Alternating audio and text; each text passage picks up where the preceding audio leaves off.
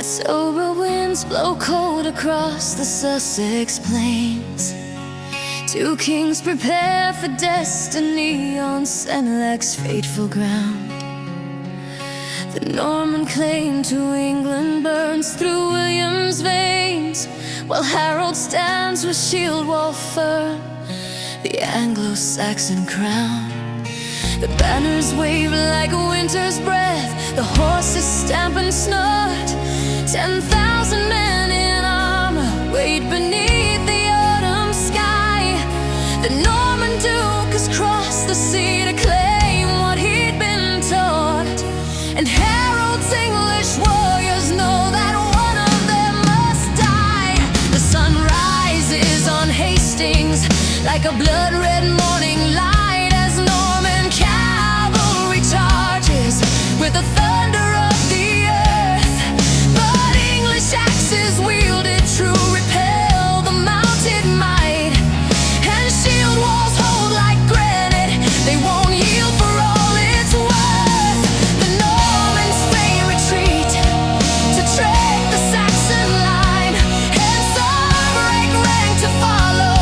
It's a gamble bold and wild, but Harold's housecarls stand their ground, and England's fortunes shine, as William's men are slaughtered by the English rank and filed. At Hastings, the battle rages on, where two great claims contend upon the field. The Norman will and Saxon pride, before the day is gone, one side must fall, one side must yield.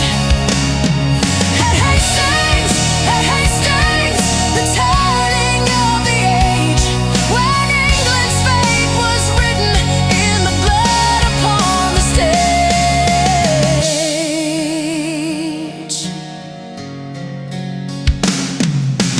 Hour after hour they struggle in the grip of mortal strife.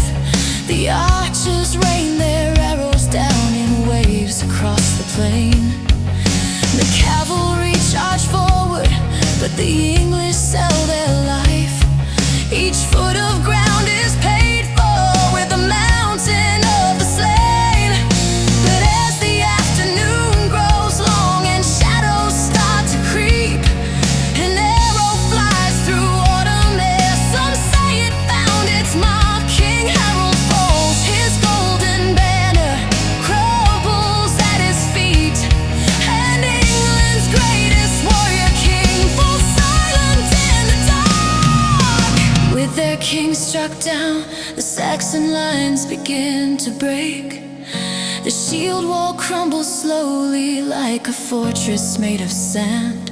The Norman horse sweeps through the field, and England's heart does quake as William's conquest comes to pass across this bloody land. The day of days at Hastings ends with victory complete, a Norman on the throne of England. The old world swept away, 966 is carved in history's bittersweet, where two crowns met in combat, and one king could not stay. At Hastings, the battle rages on, where two great claims contend upon the field. The Norman will and Saxon pride, before the day is gone, one side must fall, one side must yield. At Hastings, the turning of the age, when England's fate was written in the blood upon the stage. From Normandy came William with ambition in his heart. From Stamford Bridge came Harold with a kingdom to defend.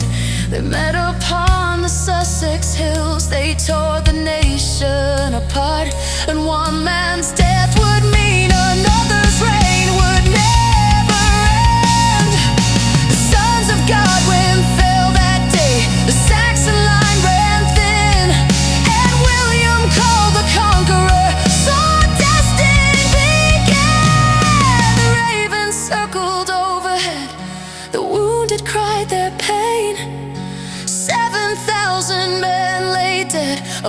that fateful ground. The English throne was William's now, though bought with blood and rain, and all of England trembled at the Norman victory sound. The tapestry still shows the tale in stitches, thread and dye of archers, knights and kings who fought on that October day when Saxon England passed away beneath the autumn sky, and Norman rule took hold of all that Harold tried to say.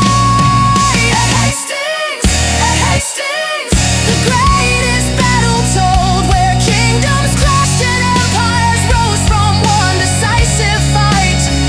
The moment when the old world died and history took hold, when William's star ascended and the Norman day grew bright. At Hastings, the day that changed it all, when England faced her conquest in that banner, shield and colt, losing upon the field of Hastings, where the blood and banners fall, where Harold lost his kingdom and his life against the odds, where William won a crown and built a new England through it all. The battle echoes down the centuries like the work of gods. Remember Hastings, Sussex soil, where fate and fortune met, where England's future hung in doubt, a dead we still can't forget.